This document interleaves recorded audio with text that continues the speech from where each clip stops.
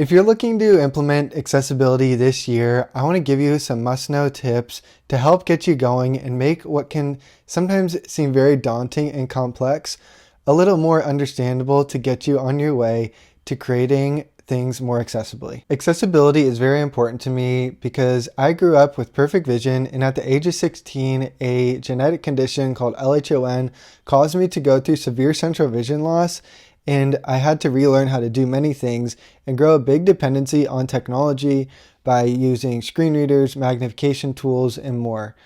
In that process, I learned that a lot of the digital world that we live, work, and play in is not very accessible and really isn't the smoothest, best experience if you have a disability or alternate access needs and use assistive technology. So that's why I have a real big passion for this. I want to give some insight from my lived experience from working in accessibility, and hopefully can make this more approachable and a little less overwhelming to get into. So the first thing that I want to kind of clarify is just understanding what is accessibility. It can sound like a lot of different things, and people can talk about many different areas of it, but I just kind of want to first define accessibility from my perspective. So there are two different types of accessibility that I would want to break down for this conversation, and we're going to talk about one of them. One side of accessibility is the physical world, which is many different areas that we've seen for like use of ramps and hand railings and the slants on curbs by a driveway, whatever it might be, relates to physical accessibility. But I want to talk more about the other area of accessibility that is digital accessibility. This is a bit more of the Wild West and a new frontier, as the internet itself is still quite a new concept, and the digital world we live in is evolving a lot more as there are more digital devices that connect to the internet, that rely on the use of computers, and these things have evolved so quickly, which is amazing, but there's a lot of people that interact with things differently that need to be able to access the same outcome, although they may need to interact with it differently. And so I'm going to focus on digital accessibility in this conversation. And one of the first important things to understand about digital accessibility is who does it affect and why does this even matter? So there are a lot of different kinds of disabilities that require different access needs. In this conversation, I'm going to speak a lot to me as someone who would represent the blind community and the needs and issues there. By no means is this more important than other access needs of other types of disabilities. It's just what I know a lot about, and there are a lot of concepts that will overlap with other disability types, but I want to speak to what I know. There are other different types of disabilities, and so that is good to look into and to understand. The deaf or hard of hearing community, people with different cognitive disabilities, different motor disabilities, whether that is from some form of paralysis or a fine motor issue that someone may have, that all these things will cause someone to interact differently with their technology. So from my perspective and in my life, I, can't see the computer screen as well. I do have some peripheral vision, and I am able to magnify at times, and that is helpful, but it's only as helpful as there is good contrast on certain websites, or when I use my screen reader, which will read out loud what's on the computer by using shortcut keys.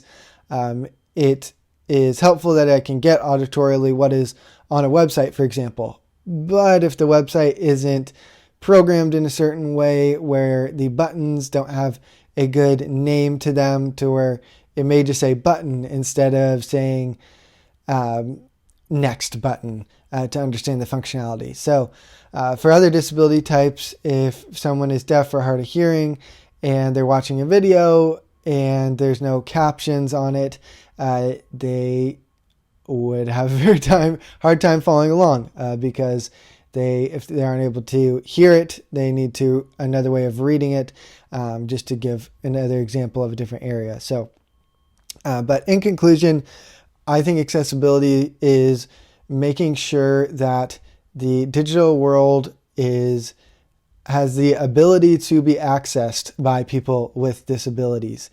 And as I like to say, I may do things a different way, but that doesn't necessarily matter as long as I get the same end result, whether that was for back in school, for in work now, or making videos like this, whatever it may be. So that's just kind of a couple high-level things to kind of start understanding accessibility. And something that's crucial to understand is it's not just about compliance. When defining what accessibility is, I did not want to just jump into, it's about the guidelines or different standards to follow so that you're compliant. It's a big part of that.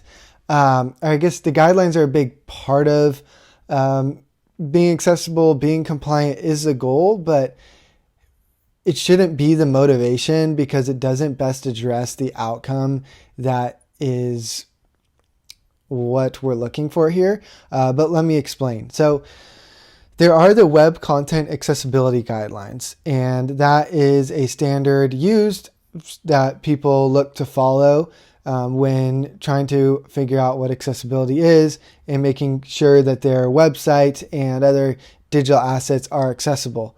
And the Web Content Accessibility Guidelines, or I will refer to as WCAG, is broken into 4 parts and you can remember it with the acronym POUR.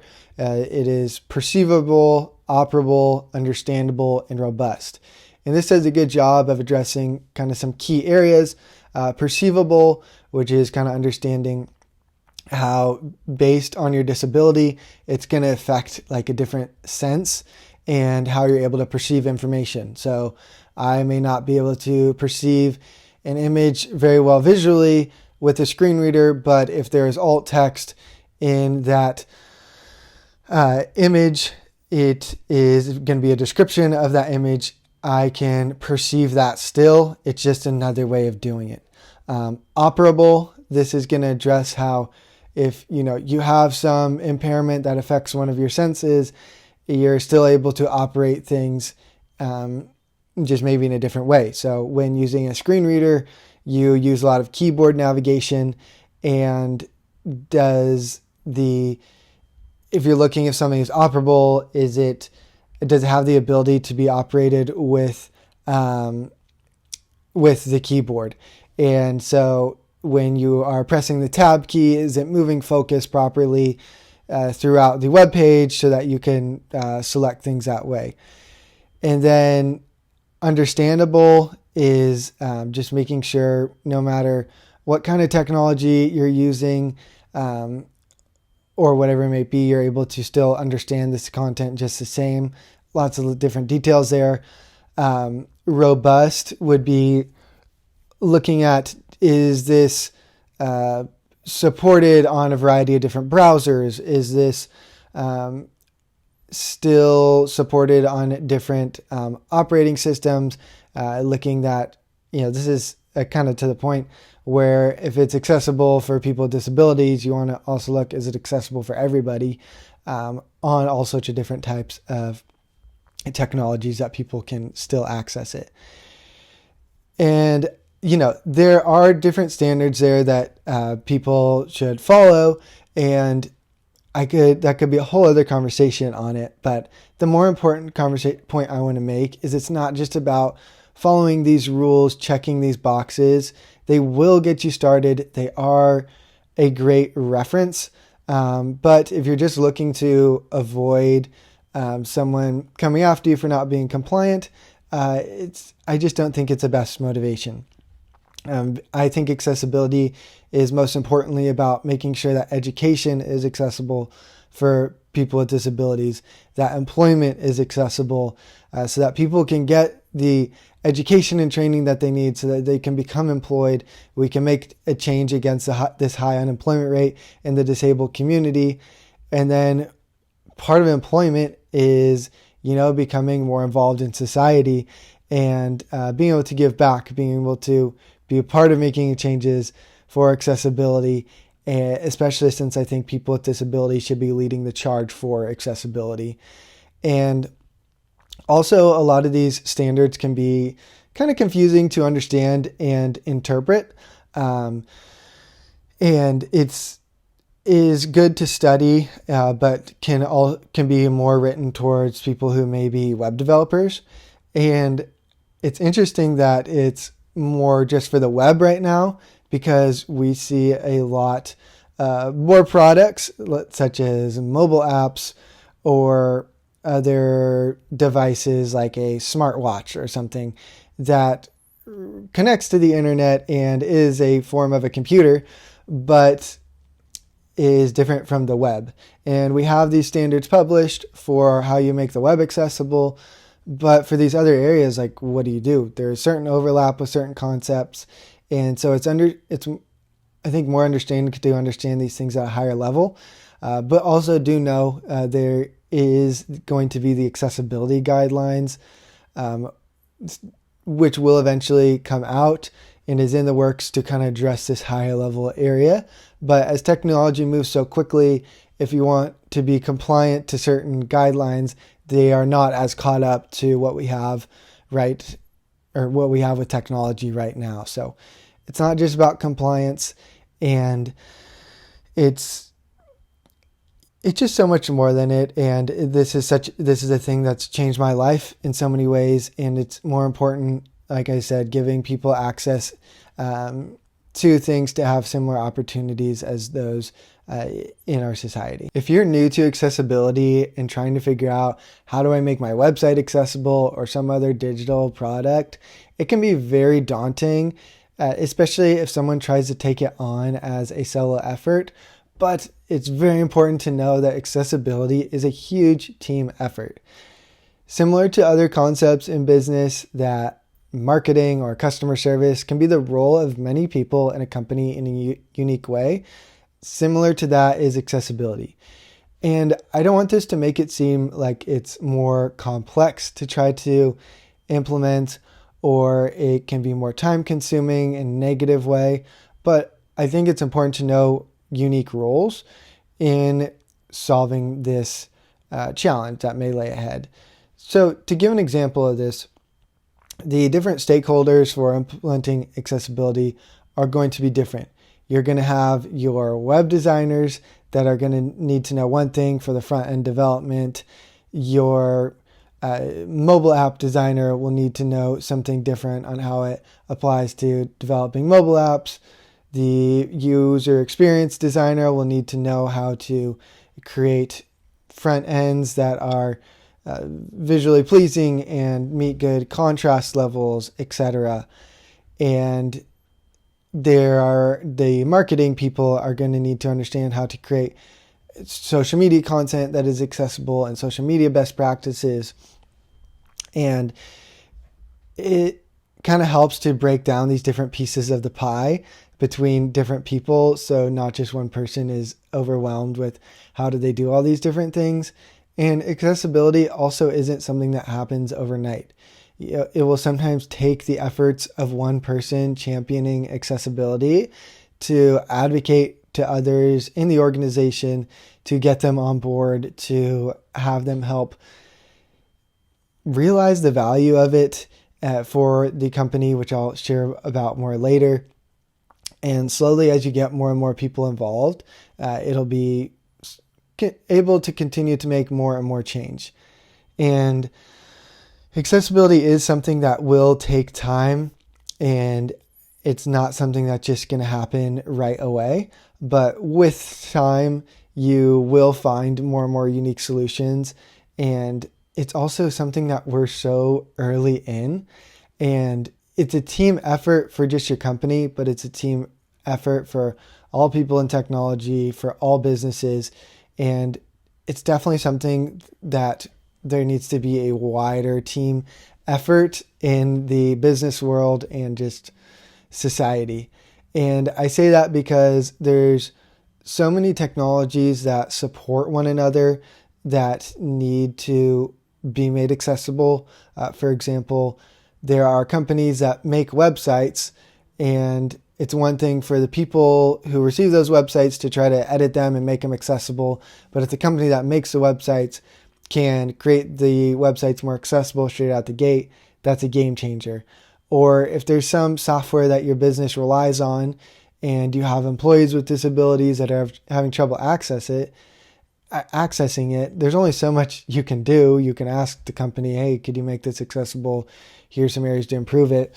But what's more important is that company that supports so many businesses with their software, whether it's a CRM or an email tool, it's important that they make it accessible so that they can support all different organizations.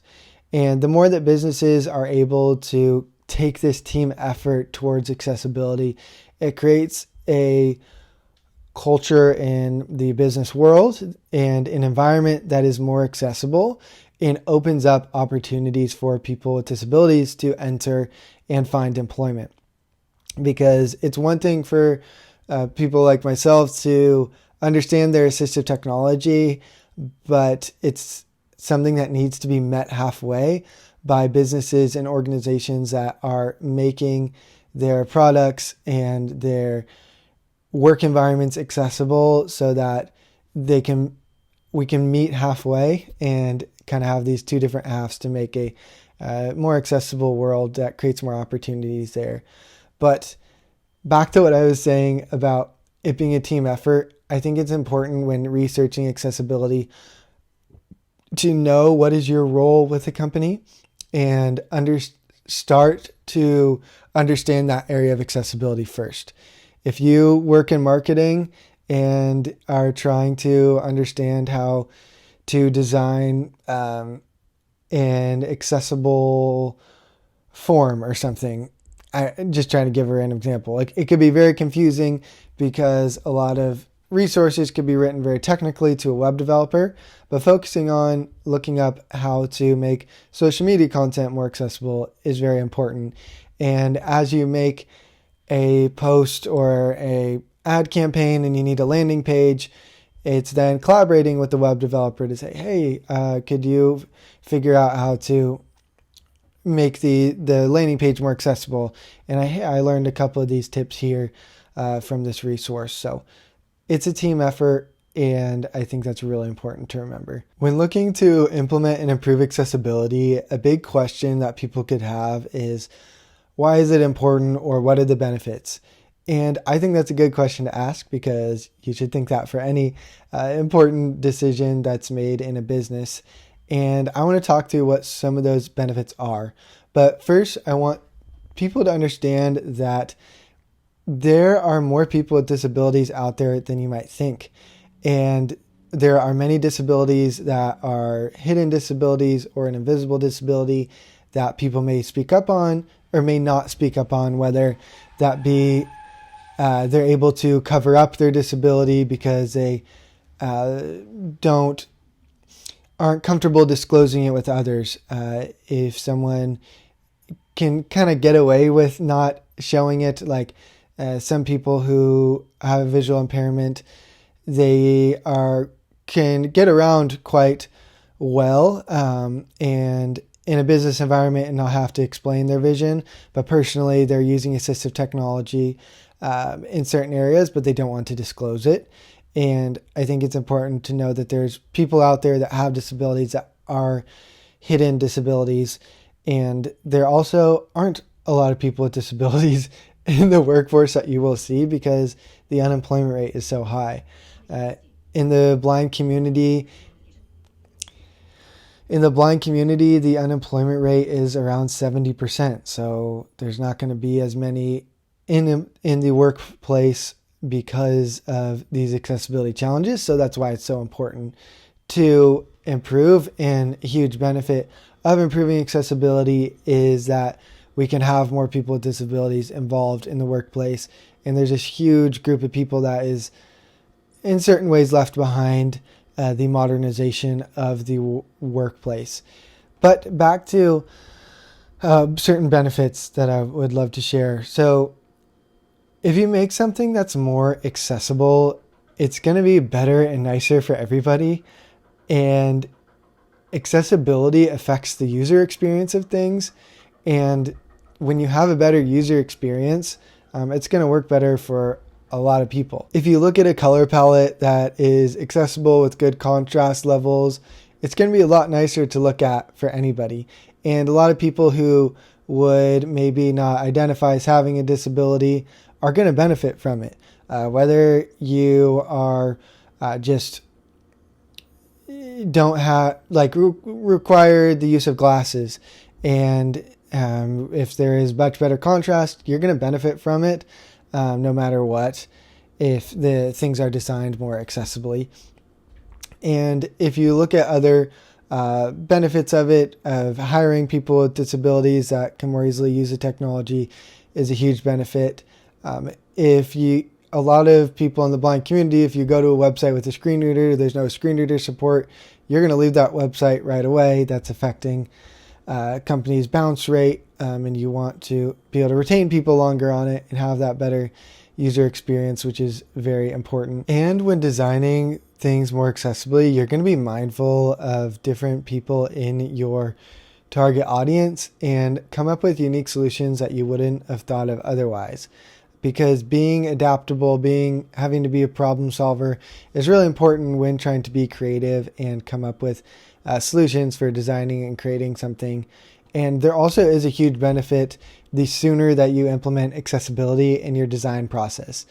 Obviously, a lot of companies are in a very mature place with their digital assets, but if you're starting something new or whatever it may be, it's always better to start earlier and figure it out in the beginning rather than kind of go back on what you're doing or try to come up with something different that could take a lot more time.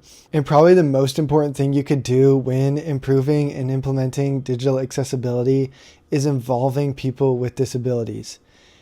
We're the people that this affects, and we are the people that deal with these things every day. And we also need to be the ones championing and leading this and setting the example. So finding ways to involve people with disabilities in improving accessibility is so crucial. There are different services that you can find to help do this, to get kind of some more formal research studies or accessibility studies to do this. But what I think is so important with this is just understanding the perspective of different people in the disability community. This could be researching and watching videos, understanding different people's disabilities, understanding different types of technologies. And what's really hard to understand when implementing accessibility is the importance or how does it affect certain users. It's very hard to wrap your head around. And it's a lot of times because it doesn't always affect the people that are designing it. And it's not that it has to affect everybody who's designing for these things directly. But if you can talk directly with the people that are using the technology that run into issues all the time, that's going to be super helpful. And a lot of people in the disabled community are going to want to share their feedback. They have lots of very valuable lived experience and want to provide it.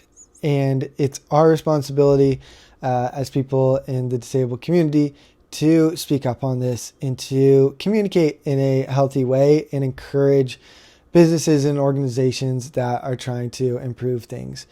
And kind of one of the most important things to know about accessibility, not to confuse things more, but accessibility is one thing, but usability is another. To that point is being able to access something is an important first step. But then once you're able to access it, is it very usable and enjoyable to get around? Because there's certain things like it's not required that you have headings marked or heading levels marked on your website because there's not always a need for it. But if you have a really long article, having heading levels marked on your website is super helpful for people like myself that use screen readers, because we're able to use shortcut keys to jump to those different headings on the website. And that I'm able to access the text if there aren't heading levels. But if I'm able to have the heading levels there, then I can use shortcut keys to jump between each one and more quickly kind of scan and have a faster user experience, just like anybody else would. And so I don't bring up usability to like confuse things more. I think it's just a very important thing to understand that I know it's just important to know that people with disabilities need to be involved with this so that it's not confusing of, oh my gosh, there's accessibility and then there's usability. When people with disabilities are involved, they can explain both. And I think that value needs to be understood and respected and can better make accessibility more understandable. And lastly, I want to just share some quick tips on digital accessibility from a lot of questions that I'll get, or little things that can help get you going. Because if I shared how to improve all the details of accessibility, this would take a very long time. And it also all wouldn't be very relevant, because certain parts are more relevant to people than others. So first of all, people always ask, what are good examples of accessibility? And I always hesitate because there's not always a lot, but they're slowly becoming more and more. I think the first company I think of that does accessibility very well is Apple. And whether you look at any of their physical products, the mobile apps that they create, their website, there's a lot of really good practices used that you can look at. Amazon is another company that has good digital accessibility and is a really accessible way to shop. And Amazon and Apple, obviously these are very big companies, but they are companies people love to use their services of because it's so easy to use. Amazon just takes a couple clicks, for better or for worse, to buy things. People love Apple products because they're really intuitive to use. And so looking at those things, what does anybody like to use? What's simple? What's intuitive? That's going to make implementing accessibility a lot more doable. And then an area that I think is a fun place to explore accessibility is with marketing or social media content, because you're able to understand certain concepts like alt text, which is when you put a text description of an image so that when someone with a screen reader goes over it, it's able to read it out loud. And there is alt text features in pretty much every major social media platform. And when creating your images, you can try to practice using good contrast levels, not having things too cluttered. And there's certain tools like the WebAIM color contrast checker that you could use to start testing your contrast levels.